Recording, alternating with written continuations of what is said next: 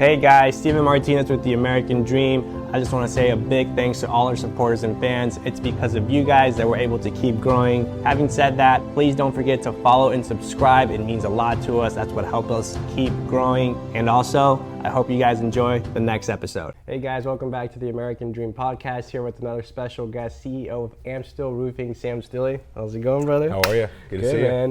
Yeah, I always get so pumped whenever we get like young entrepreneurs. You know, it's exciting. There's not a ton of people that are enthusiastic at a young age, especially like younger generations that we're in right now.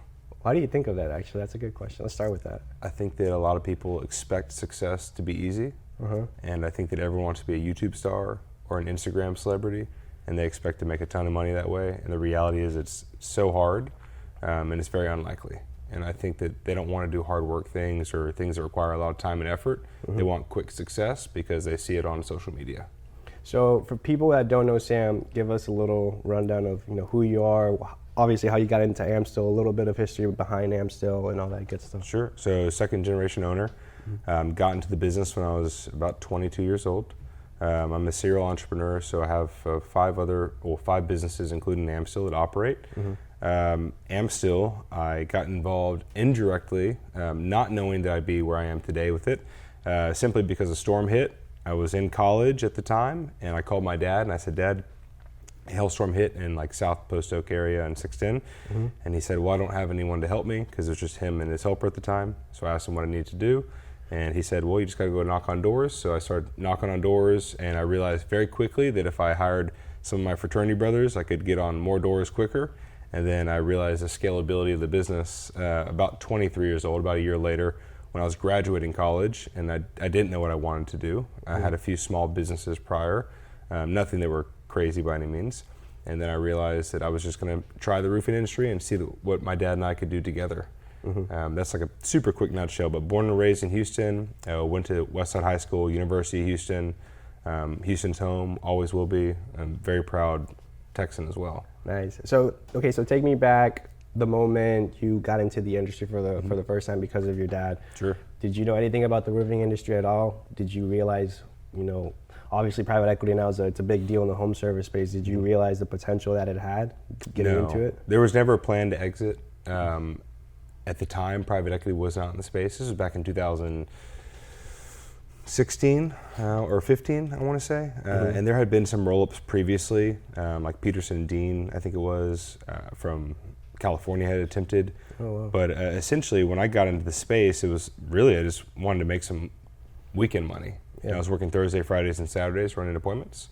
Very quickly learned that I could provide a good service for people, and they would be happy, and I'd get referrals, and it would be a kind of a wheel effect of just keep rolling forward.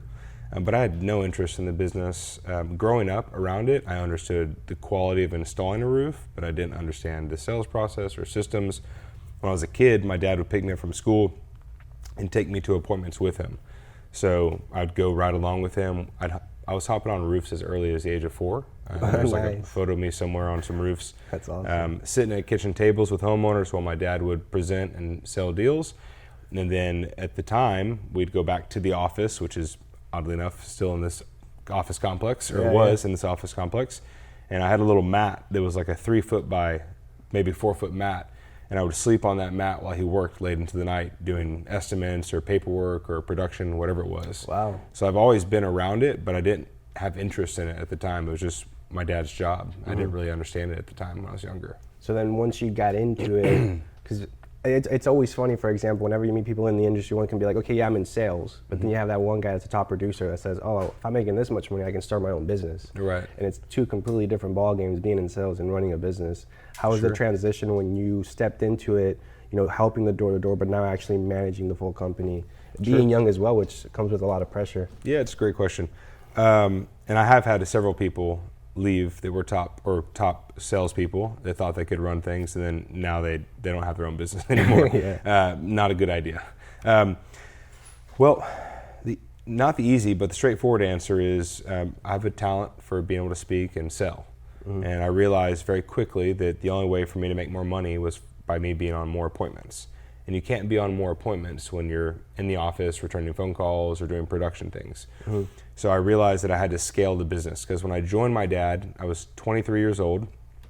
I'd actually went to go live in Dallas out of a hotel for 90 days, and I went to go work for a company called Amstill Roofing and Solar. Okay. And they knew who I was. I told them very candidly I'll be here for 90 days, and I just wanted to learn a different perspective.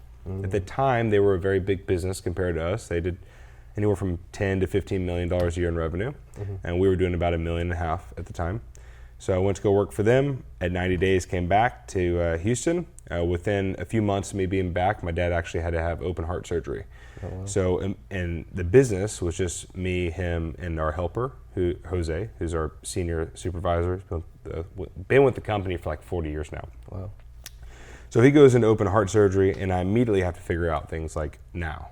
Like, I have to pay my bills, his bills, company bills. There's no option to fail, essentially. Sink or swim. Yeah, correct, 100%. So I understood the sales part. I was working really 7 a.m. to 10 p.m. most days, Monday through Saturday, so 60 to 100 hour work hours a week for the first like 2 years. But in that first time when he was in ICU, I was visiting him at 7 a.m. and 7 p.m. and then working throughout the day and then afterwards. But I made my first hire because there was no staff, there was no infrastructure. We didn't really have any scripts or systems by any means. So my first hire at the time, she actually still works with me to this day, but I hired her at $17 an hour, and I remember I was worried if I could make payroll to pay her because we just didn't have the money and I didn't know what would be possible. But I realized very quickly that the only way for us to make more money and the company to make more money was I needed to do things that I was better at. I'm not great at administrative things. I'm not great at production. So I needed to hire and fill those roles so I could spend more time generating income for the business at the things that I was good at. But that's like how it all jump started initially. And then once I realized the scalability of putting the right people in the right place, then the only thing I had to worry about was just lead flow, lead volume, and I was just selling. I was the only sales guy. And then after about 1.5 years or 2 years, hired a couple fraternity brothers. They started selling. And to answer your question, like that trade-off of being able to sell but run the business, I don't think there's many people that are great at sales that also can run a business because the way we're wired. So we're wired, organization isn't our strong suit. And to run a very successful business, you have to have good organization. So if you, and I don't recommend finding business partners, but finding quality staff or employees that are great at organizational, you can lean on them so that you don't have to worry about focusing on your weaknesses, you can focus on your strengths. Do you feel like as you were kind of transforming and becoming more of running the business overall, you started to become more organized? You have to. So naturally, I am organized in a sense. So like I'm very clean, OCD on how I keep my house and whatnot. Me too. But when it comes to organizational, like I'm decently organized, but I wouldn't say, hey, I'll bet you $100 I'm more organized than you or probably 50% of the people in the world. But I had to adapt and become more organized. Because you can't grow a larger business without organizational success. It's literally impossible. And that's why most companies in our industry that have successful salespeople that start their own businesses don't scale past 3 or 4 people in their organization. They don't have the capacity or bandwidth for the structure they need to put in place because they're not organized. So you created everything, the systems there, infrastructure's there, you have the whole process down from A to Z. Now, obviously the main thing that runs any business is revenue. Now, when we're talking about lead generation, the market itself, specifically in Houston, has dramatically changed a lot. I mean, we haven't had a storm in, like a while, 2-3 years, something like a nice, good storm. How has that model shifted and how have you adapted? You know, have you gone from insurance to retail? Are you doing both or?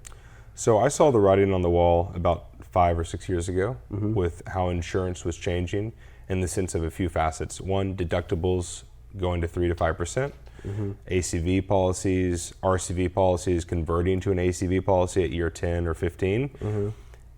The name of the game for the insurance carrier is how do we pay less on claims and how do we deny claims? So I started seeing that shift and I realized very quickly that a lot of companies wouldn't adapt because adaptation is hard. Putting processes in place is tough, and then becoming a lead generation business also costs money. And that's why a lot of roofing companies don't pay for leads or they don't have leads for their sales guys and their self-gen models because they're not willing to invest in their people, nor are they willing to risk their money to generate leads. I realized very quickly that if we had a different approach and we were based on inbound leads, which historically we always have been, but went with a retail approach with the ability to do insurance if the damage was obvious, or selling an insurance job and selling the delta that we needed on a retail model, that we'd always have business. So what we're seeing right now in the Houston marketplace is a lot of companies are failing or going under because there are no storms. The sales guys only know how to do insurance work. They don't know how to build a retail estimate. They don't know how to pitch. And what they base their success on as salespeople is just being able to be quick at the door or quick on referrals and selling the idea of paying your deductible. That whole thing changes when a deductible is $5 or $10 grand to now you're selling a homeowner a $40,000 roof with their own money that they've saved up and trying to sell them a payment plan or whatever process it is that they're going to process the payment. It's a totally different game. And I think very confidently that now that we haven't had a storm all year, and we had Beryl last year, which was a decent hurricane, a couple of hailstorms, is if we don't have a storm next year, I wouldn't be surprised if 30% of the roofing companies we have in Houston right now dissolve. Wow. Because there's no work for them. And when you have deductibles the way they are, and the guys that don't know how to sell retail, they can't adapt, and a lot of them aren't willing to adapt. They're just praying for the next storm. And the reality is if you build your business based off of unpredictable weather, you've built yourself up for failure long term. Would you say as well, having said that door-to-door in general is declining in the market? That's tough because we have a door-to-door division and our guys will canvas, but I think door-to-door will always have its place. I think that for both markets, insurance and retail, or more on the insurance market? Well, you think about retail, Power Home Remodeling is a great example. $1 billion company, 97% of their leads are from canvassing, door knocking. Wow, and they're all retail? They're only retail. Interesting. No insurance at all. Wow. So I think canvassing, specifically door knocking, will always be here to stay. I think there's something beautiful about being first to a door after a storm. But if there are no storms, you have to be able to adapt your sales team and your canvassing team to be able to generate leads in a retail environment. Otherwise, your business, in my opinion, in our market specifically, will fail long term. And would you say the retail model is only successful or can only be successful if you apply financing? Because not a lot of people can pay $16,000, $18,000 out of pocket. Sure. I think that it doesn't allow you to be successful or fail, but I think that it would be silly not to offer financing when the majority of Americans have less than $10,000 in their bank accounts. How do you expect them to pay $15,000 to $20,000 for a roof? I think payment options should be available to everyone so that every homeowner can get the roof they deserve to have for protection of their house and their family. So, okay, so five years from now, the market itself, as things change, technology, AI, all that good stuff, would you say that eventually we would be all digital as well? In what regard? Like marketing campaigns, like you could be everything as long as you're doing Google, social media, running ads online. I think that you can run a successful business being digital only, but if you want to become a very large organization, 10 million, 15 million, 20 million, 100 million, you need to do more facets than just digital because you're ignoring customer segments that aren't on Facebook or X or Instagram. There are folks that enjoy direct mail or door hangers. Millennials actually have a higher open rate of mail than any other generation right now. Yeah, they're excited to get mail because it's not something they're used to having essentially, or it's nostalgic essentially from being kids and checking the mailbox with parents.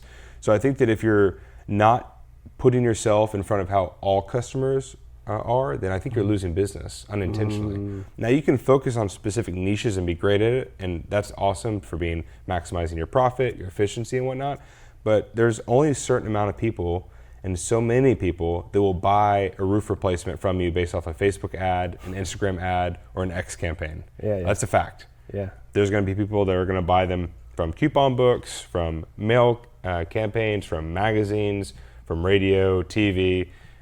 If you really want to grow, well, depending on your bandwidth and capital that you have, I think you have to distribute things evenly. And you can't run the risk of a channel going down. So let me put this in perspective. Let's say that all of your leads came from TikTok. Remember at one point TikTok was going to be shut down. Imagine you built your whole business on TikTok leads and it gets shut down a month from now. What are you going to do when you've built a business with 15, 20 employees? You've set yourself up for failure. 100%. So you need to diversify and be smart, not all have all your eggs in one basket, essentially.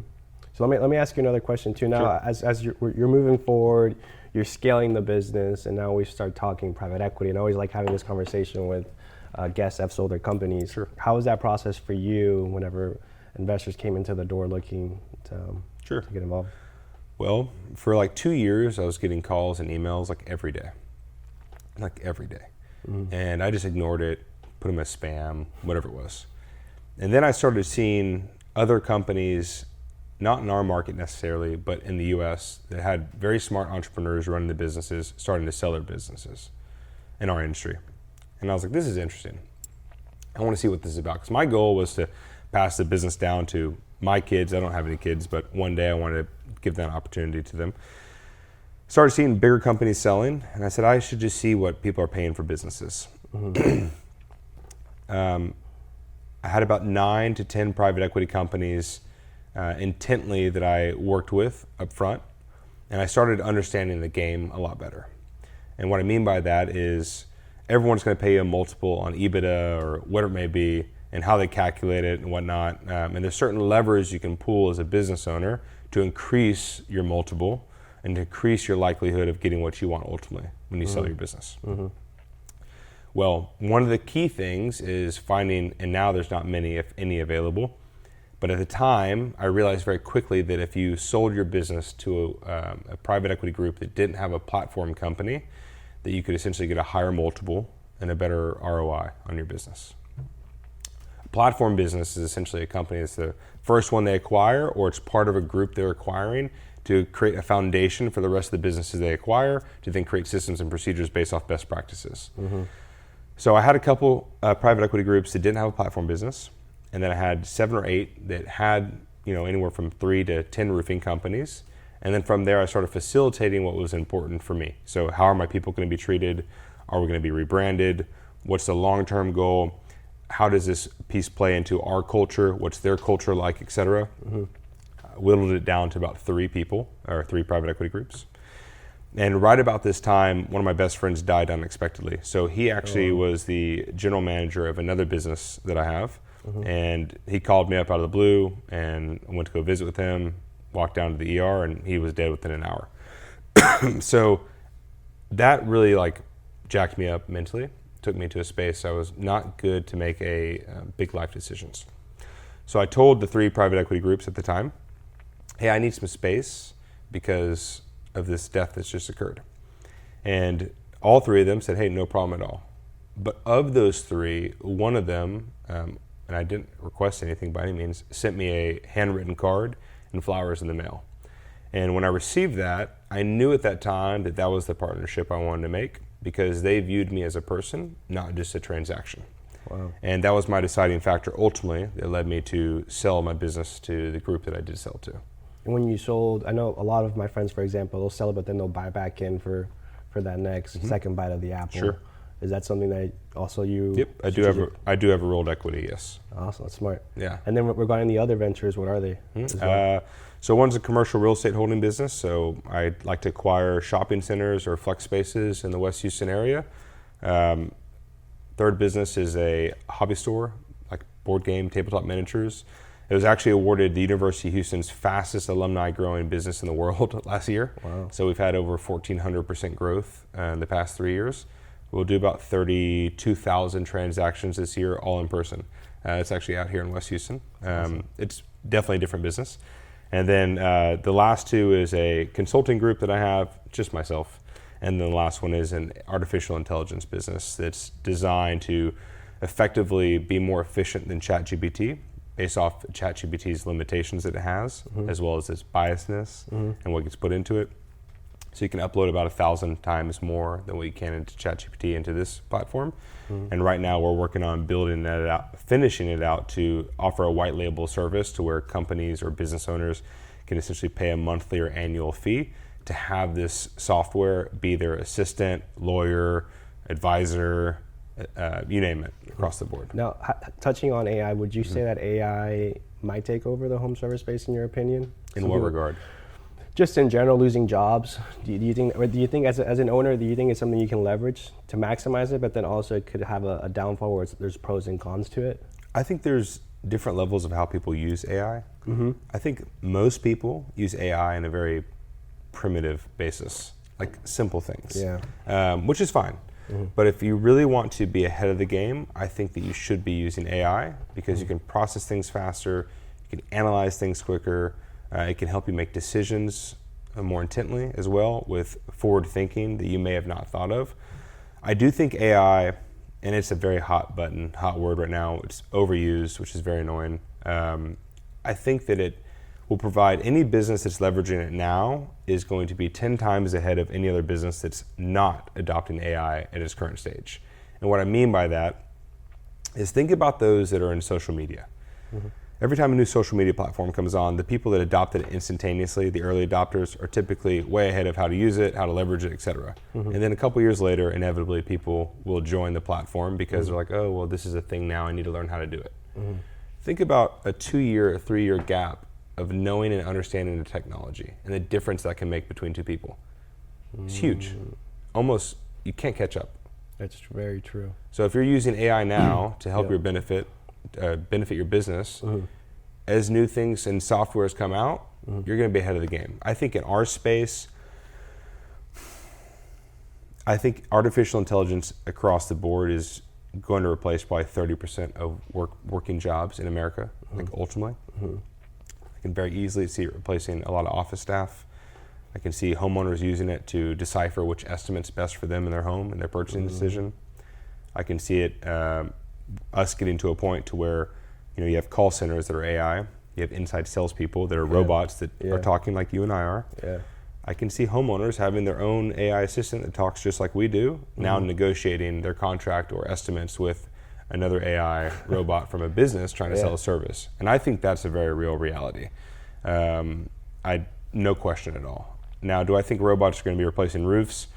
I could see the software or technology within the next 10 years of robots doing the basics, maybe field application or helping load a roof. But I still think tradesmen will always have their work on detail work, flashings, pipe penetrations, etc. I agree 100% on that as well. With everything that you've done now, what's that competitive mindset? Where did you get that from? Were you in sports, or was that something that was instilled to you as a kid? Sure. I think it was just, I've been in sports my whole life. What sports did you play? Baseball, soccer, football, did martial arts. Always been super competitive. Nice. From a very young age, I knew I never wanted to work for somebody else. I hate the idea of working for somebody else. The world does not go around without people working for people, but the way I'm wired, I don't work well working for others. I can do it if I need to. I'm a team player, don't get me wrong. But I like to pivot quick. I like to make decisive actions. I don't like to have to sit and push things up a ladder. And I knew that you can't do those things unless you own and operate your own businesses. I want my success to be indicative of the things that I'm setting up for myself, not because of a bonus plan or comp structure that's going to be beneficial to me, ultimately. I've always had the knack. I've always been an entrepreneur, and I've always worked as early as I could because I wanted to do things, and I wanted to be able to afford things that I wanted, not just sit around and hope that I was going to make an allowance for the week. Wow. Now, take me through the whole trajectory within Amstill, right? Okay.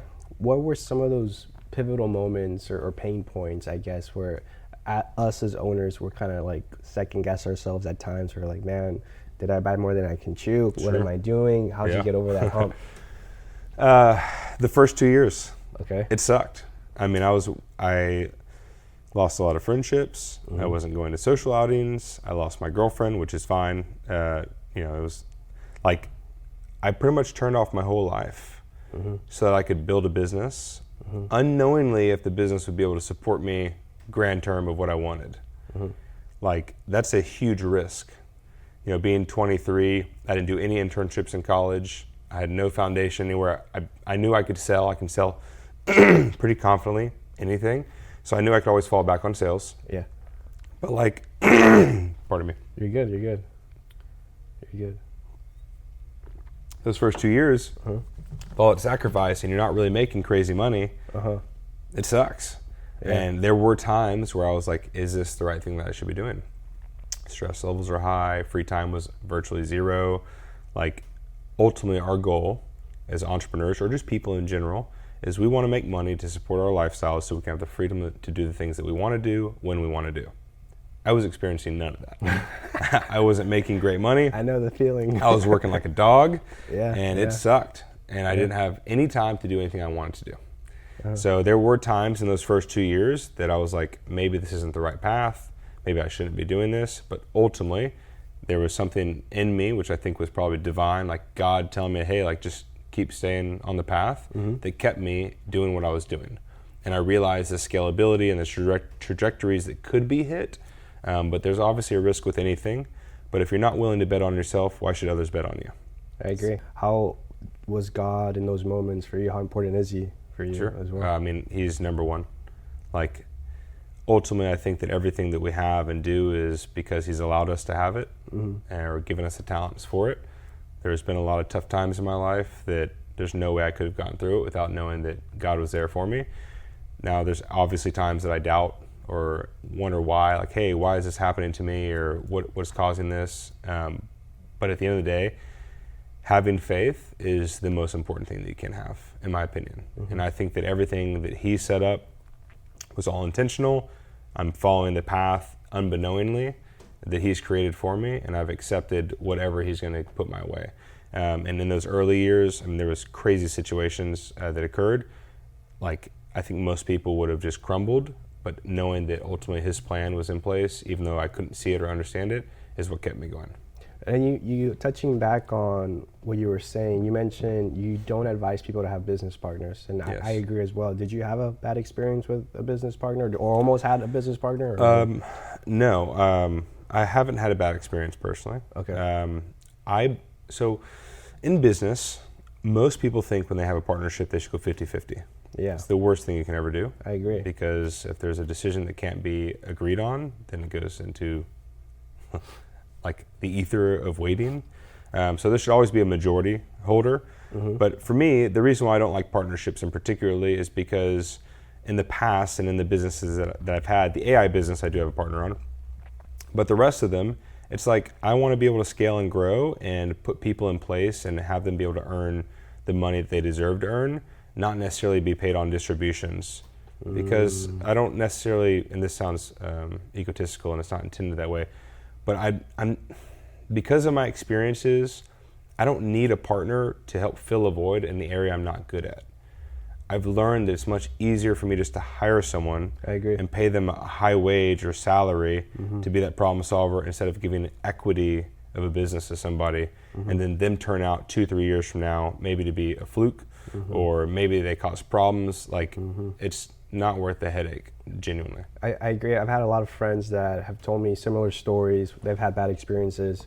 So what I did was, so we have Amstill Roofing. We started like 5 months ago, and I brought someone in and quote unquote partner, but in terms of entity, I'm 100% the shareholder of Amstill Roofing.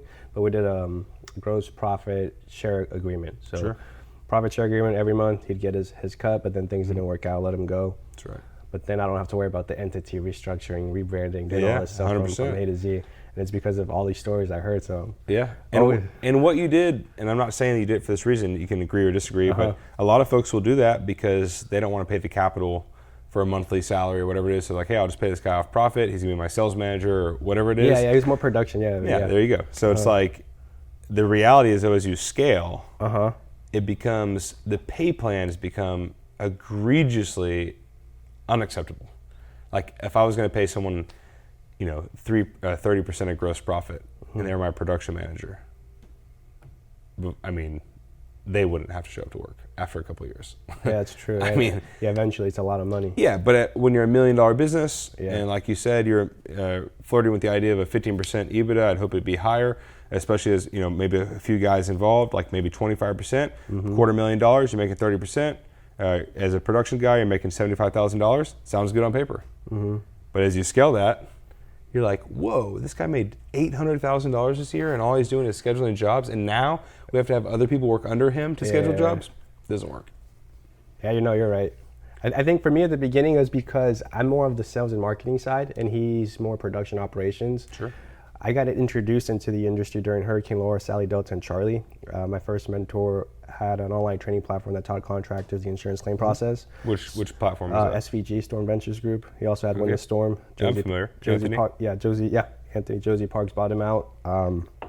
Long story short, had a realm of the idea of the industry per se, but not the nitty gritty of like the actual production operation side. Sure, yeah. So then I brought someone in, but then I still knew like, hey, things are things and life happens, so let me actually structure this to where I'm still 100% the owner. Sure. And we do a profit share monthly agreement where he gets X percent. Yeah.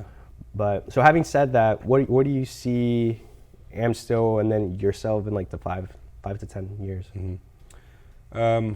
Our goal for Amstill is to continue to grow. We're Houston's largest residential retail roofing contractor. I mean, we did almost $23 million in sales last year, with 97% of that being, or 95% of that being residential. Our goal is to grow to a $40 to $50 million market share in Houston. There's about 60,000 roofs that get worked on or replaced every year in Houston. So the market is 100% there. Now there's like 9 or 10,000 roofing companies. 9 or 10,000 in Houston? Yeah.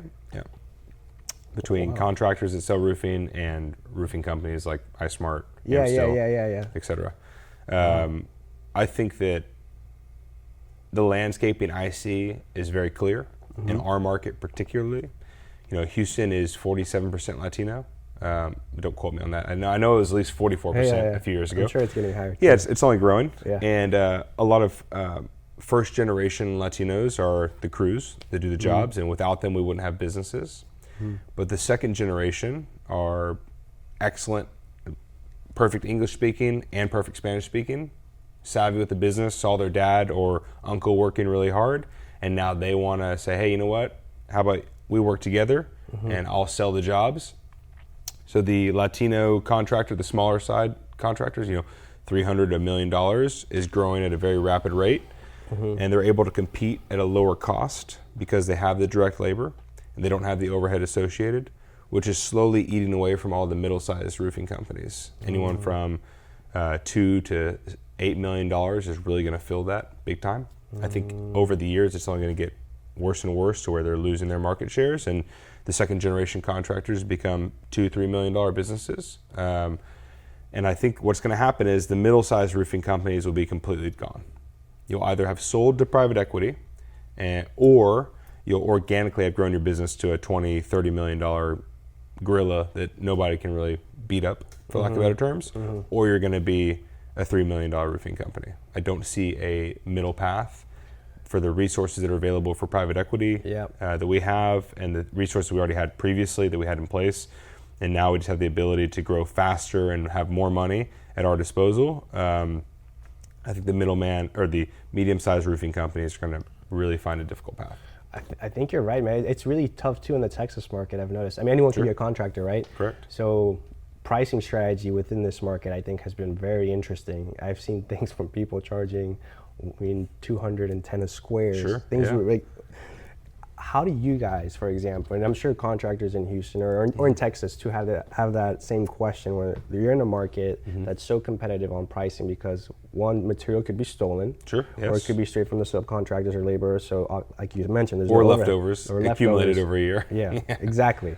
Or imitation too. Now there's apparently like fake shingles that they're selling on the market and whatnot. The economy shingles. Yeah. White wrapped. Yeah, the white wrapped one. Yeah. So how does, and with that going on, how are you able to set yourself apart in that market and still be successful? Sure.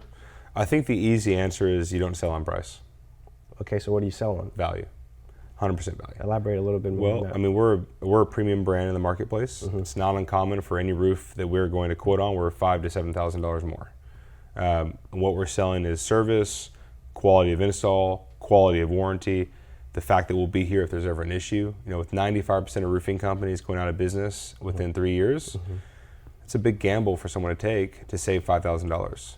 Because if their roof leaks and they have issues with it, I remember after Hurricane Harvey, I replaced a roof that another roofing company did, and I replaced it a week after they replaced the roof. Really? The whole thing was installed incorrectly. Shit. And the homeowner saved money. But did they save money long term? Absolutely not. So it's about providing a white glove or quality experiences from how you answer the phone to how you leave that job site. And if it's done, like, do you travel much? Yes. Do you have a favorite brand of resorts you like to stay at? I like the Montage in San Diego. Why? The service. Okay. Is it more expensive? Absolutely. Are you willing to pay for it? Yeah. Okay. Well, people treat vacations the same way they treat the quality of their home. So if you can provide a service that's invaluable or deemed as a Great premier, experience, then people are going to pay for it. If something goes wrong on an Amstill job site, we take care of it. Break a window, there's not like, oh, well, that window's already cracked. No, hey, we're going to replace the window for you. And do you guys market all sectors within Houston, like even the lower e-com areas absolutely. as well? We do work in Sunnyside, 3rd Ward, all the way to Galveston, to Conroe, and I have a small branch in Austin. But our goal is, because we offer payment plans, I would never want somebody not to be able to afford to have a quality Amstill roof because they couldn't afford it. So my payment plans are super critical, and finding a payment plan that works for that person's budget. Yeah. So it's like, why would someone not deserve to have a quality roofing experience just because they live in maybe a 1,000 square foot home and they're on a fixed income? So it's our goal and job as business owners to be able to provide that service to anyone as long as they can afford a monthly payment that fits their budget. So now with Amstill, are you also now on the private equity sector where now you're looking to buy out smaller companies in Houston and merge them to expand? Yes, we're looking for quality partners that we can essentially roll with us. They would keep their own individual brands, obviously. Our goal is to keep acquiring businesses along the East Coast and West Coast that are specifically retail focused. In Houston or just? And in Houston, we're focused on if their book of business is 75 to 80% retail or greater. And if there is a partner that's anywhere from $4 to $10 million, whether they be on the north side of Houston in the Woodlands area or in the south side of Houston, we're open to essentially looking at them and see if they could be a quality brand we could add. So yes. How long in business do you personally want to do business with them? 2 years in business, 3 years, 4, 5? The private equity group? Or smaller companies, that you guys are looking to bring in. How long? Rephrase your question. So like the smaller companies that you guys are looking to merge, how long in business? Oh, how long do we want them established for? Exactly. Okay. They need to be in business for, I would say, at least 5 years. Okay. Because I know the game. Like, I can make a business look great for the first 3 years. And I can pump up numbers real fast with aggregators and whatnot, but that proves no stability. There's no guarantee that warranties have been lived through on faulty installs or whatever it may be. If you got a business that's past the 5-year threshold, has shown consistent growth year over year, has decent systems in place, decent overhead exposure, then that's a good business. Obviously, if they're 10 years or greater, that'd be ideal. But I think that if they have a great brand and they've proven they've done things properly, that you can very easily see once you dissect, like 5 years minimum. So for a company that you mentioned how as the market starts to shift, the middleman's going to be cut off. 100%. What advice would you give to the middleman to avoid that? Because I've actually seen that too. I've seen like at least 4 or 5 friends of mine that have shut down their business in Houston. Yeah. And I thought that was really interesting. What would you do if you were in that same position? Well, you're forced with 2 decisions, or 2 options, 1 decision. Your first option is the money you're making. Let's say you're a $5 million roofing company or a $3 million roofing company, and you're making $500,000 a year, $600,000 a year. The easy thing to do is take that money and put it in your bank account, invest it, do what you want with it. What a lot of people struggle to understand is the best investment is themselves. So those first several years of growing Amstill from $1.5 million to what it is today, it wasn't about how much money can I put in my pocket. It's how much money can I put back into the business to grow next year. The luxury those companies have when you're 3 million, 4 million, 5 million is you should be making at least 10% profit. So if you were to roll $250,000, so half a year profit into your business the next year, it's $20,000 a month into marketing, systems, proper staff, building it out. You can grow your business, like truly. But a lot of people won't do that. They want to have the cars, they want to have the houses, they want to have the vacations, they want to have the hot chicks. They're not willing to put the money back in the business, truly. And I know some guys like this in our market. Yeah, they want to live flashy. Yeah. Those guys are going to get crushed. They'll wake up poor, genuinely. So either you invest in your business immediately and you try to get to this like past $10 million or $15 million in revenue, or if you don't, you will end up becoming the $1 million, $2 million contractor, effectively a slave to your business. You will be the sales guy. You'll be running the majority of the appointments. You might have another sales guy or 2 working for you, and you might have your wife or girlfriend or whoever it is as your office manager. That's what's right on the wall for them, 100%. Wow. And then, so with you, with Sam, Uh-huh. what's your goals in the next 5 to 10 years? That's a great question. So personally, I'd like to, the next 5 years, I'd like to be married and have kids. Professionally, in the next 5 years, the group that owns Amstill and the other companies we've purchased so far under the same entity, our goal would to have rolled again. So essentially sell to a larger private equity group, as they call the second bite of the apple, for lack of better terms. For that role to have effectively and efficiently have taken place. And then at that point, or even prior to that point, my goal is just to help other business owners become successful, or not become successful, but give them the tools to be successful. Because you can't coach someone to be great. They have to want to be great. But there's a lot of great people out there that have bad resources. So I just want to be a good resource for people. And that's just out of the passion. Like, I want to do that for fun. Like, that's something that's really important to me. And then at that point, I do want to keep opening and creating other businesses that are effectively designed to where I'm the majority shareholder and the director of operations and the GM are shareholders of the business, but on a minority scale, and giving them the tools for success so that they can scale the business and we can make exits to private equity again, but in different sectors effectively.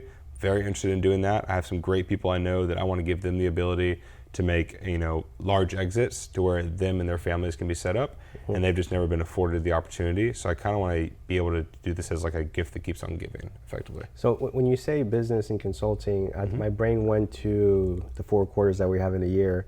So during quarter 4, during the slower season, a lot of people have different kind of avenues, right? The first one is like, let me revamp. Let's go more on ad spend on marketing. Let's push during the slower season. The other guy's like, I don't know. Let me just, it's slow. What do you recommend on that sector? I take the people's lunches that pull back on marketing every time. So you go all in then on during the slower season? Always. Because I'm going to grow market share. I'm going to grow brand presence, and I'm going to grow it at a fraction of the price I would have paid during peak seasons. Wow. Because people are scared to spend money. Oh, it's December. Like right now, we're on pace to have the largest number of sales and volume of sales we've ever had historically in 52 years this December. And the slowest market I've seen in the past 10 years. That's insane. And that's awesome. With no commercial sales.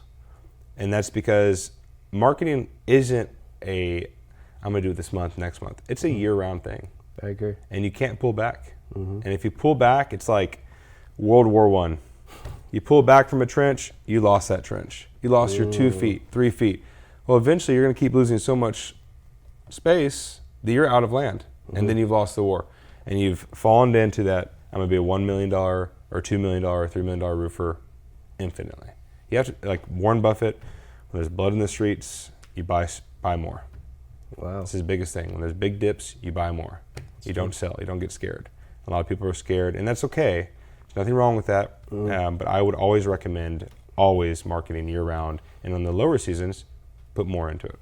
And for any young guy, any young entrepreneur coming into business overall in general, would you say the home service space, HVAC, plumbing, roofing, construction, is still a good industry to come into? Or would you say, it's over now, look at so-and-so?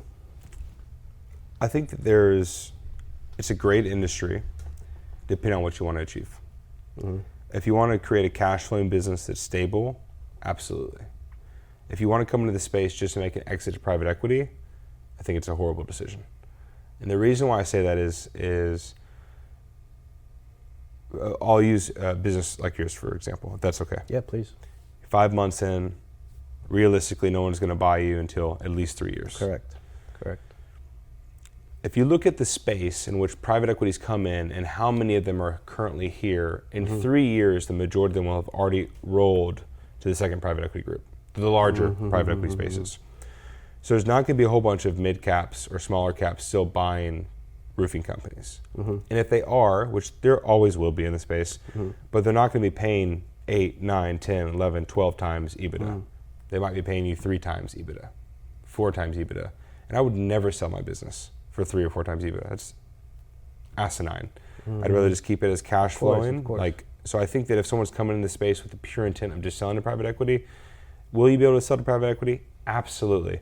But are you going to get some great multiple? No, because they're already going to have the systems. They're already going to have the procedures. All the big brands are already going to be bought. Well, bought or stay privately held. Like, they're not going to need some dark horse of a company that's like, oh, they're doing something astronomically different. They already have, at that point, most of them will have 20 to 30 companies in their portfolios.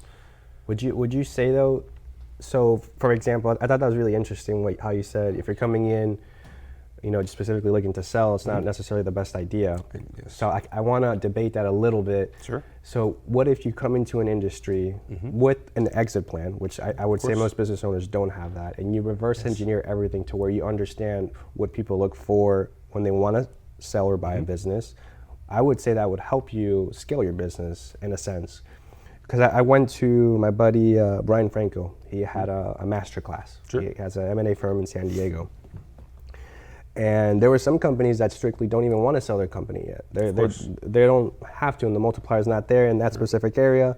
However, implementing those systems and concepts, understanding the due diligence process, gives them a better understanding on how to maximize overhead and profit. Absolutely. But to your point, so let's say you go through the process to learn. Okay. You don't sell, Okay. but you go through the process to find out what's important. Yes. Implement those things in your business. Of course. I would 100% agree. No problem at all. You implement those things, then you go to sell. Totally fine. But you're not going to get a 10 times multiple, or 9 times multiple, or 8 times multiple. Yeah. You might get 6. And then at that point, like, think about this objectively. If I spend 5 years to build this thing and sell it, is a 6-time multiple worth my time overall for the EBITDA that I have? No. Okay, so yeah, you keep it on the side though. I Yeah, guess yeah. for me is the saying, aim for the stars, you land on the moon. 100%. Right? So I'm just painting a picture as candidly as possible. Yeah, I understand. If you have good people in place and the business can scale and you're not working 60 hours a week, then absolutely. But if you're like, hey, I'm putting 80 hours a week into this for the next 5 years, I would recommend spending that time in a different industry to get a better multiple. Or, I mean, you're younger than me. You're probably better at tech than I am. Like, I would be building businesses in the AI space and selling for a 20 times multiple or 15 times multiple.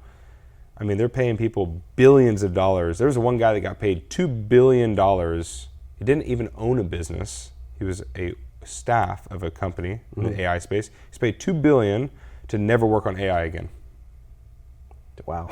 Because they didn't want to compete against him in that business. Is that the guy who was like involved with Google or something like that? I don't remember the exact business, but this is like maybe 6 months ago or Okay. 8 months ago. $2 billion. Imagine being an employee and they're like, hey, we're going to pay $2 billion. To not work. You never allowed to work in AI again. That's awesome. No one's doing that in roofing. Yeah. So I would encourage, if I'm a young entrepreneur, I'm in my mid-20s, I would encourage leaning into the tech side if you have the ability to, because I think that's the next gold rush. And how long do you think that gold rush is going to last for? Easily the next 5 years, no question. I mean, look at how many data centers are being built compared to other commercial construction. Look how much money is going to AI. AI is not going anywhere. Roofing's not going anywhere either. But look at the multiples, look at the trajectory, look at the implications, grand scale. Everyone in the world, if they have a mobile device with internet connection, will be using artificial intelligence. Not everyone is going to be paying for roofs, because there's people that are tenants, people that are apartments, etc. So I would not pigeonhole myself into just the roofing industry. I think it's a great industry. I think it's great for cash flow. I think that in our market, though, with what we discussed, with the middle-sized companies being pushed to either being very large or very small, 90% of them, 95% of them will become very small. So if you're running a $3 million company, I mean, it's hard. I remember doing $1.5 million, then $3 million, $5 million, $7.5 million, $10 million, 12, 16, 17. Like, the $5 million and $10 million mark is hard because you have to have more infrastructure, more overhead. Your margins are going to look scary until you get the revenue that you need because your overhead's so high. Like, it's hard in Houston to become a $10 million roofing company. So let's say you're a $10 million roofing company with a 20% EBITDA, which is very high for most companies. It's $2 million. You sell for a 6-time multiple. It's $12 million. You roll 20% of it, or 30% that private equity might require you to do. So now you rolled, $3.6 million. So now you have 8.4, I think that's right, $8.4 million in cash that you're being paid. Pay 23% or 22% capital gains. Now you're at $6.5 million roughly. So effectively, for 5 years of work, you got paid $1,250,000 on top of what you earned on an annual basis. I don't think that's really sexy. That way, yeah, it doesn't look like doesn't seem like it's worth it. No, because the rolled portion, the 30%, a lot of them require 30% or 20%, like minimum. They do that for a reason. A, they want you to tie it in, but B, it's so they don't have to pay more capital out, so they don't have to get more loans or however they facilitate their money. It's almost like a type of vesting as well, based on performance, so that they'll pay you all based on. Yeah, correct. Yeah, you could have earnouts, bonus. I mean, you can write the contract however you want. That 30%, if that private equity company goes upside down, you lose every dollar of it. Wow. So think of like BlackRock. They liquidated their portfolio 2 weeks ago. Overnight. Next day, 2,000 people all fired. They closed all 7 or 8 roofing companies. Like, those guys that invested, depending on how their shares were worded or how their contracts were written, gone. So imagine 30% of what you worked for liquidated or closed because they just didn't like the numbers overall. Because what people don't realize is roofing in the private equity space is like one of 100 companies or industries that they're invested in. So they're looking at it objectively all as a portfolio. So if the roofing is the one that's 1% down and everyone else is 3% up, they might want to just cut their ties to it. Yeah, they're just like, oh, that's no good. They're not thinking of it as you and I of, oh, here's $10 million or $50 million or $100 million or $200 million. They're looking at it as like, that's like a tick on the dog's back. And we're just going to flick it off if it doesn't work. Yeah. Wow. That's a great point. Actually, I've never seen it and heard it from that perspective. So last question, I know we're running a little short. Holy man, wow, this conversation has been great. Usually we stick within like 40, 45. I love it. So what's one tip that you would give to a young entrepreneur? You know, they're smart, they're sharp, they're looking to get into something, start something, whether it's a business advice or life advice, what's something you would advise to them?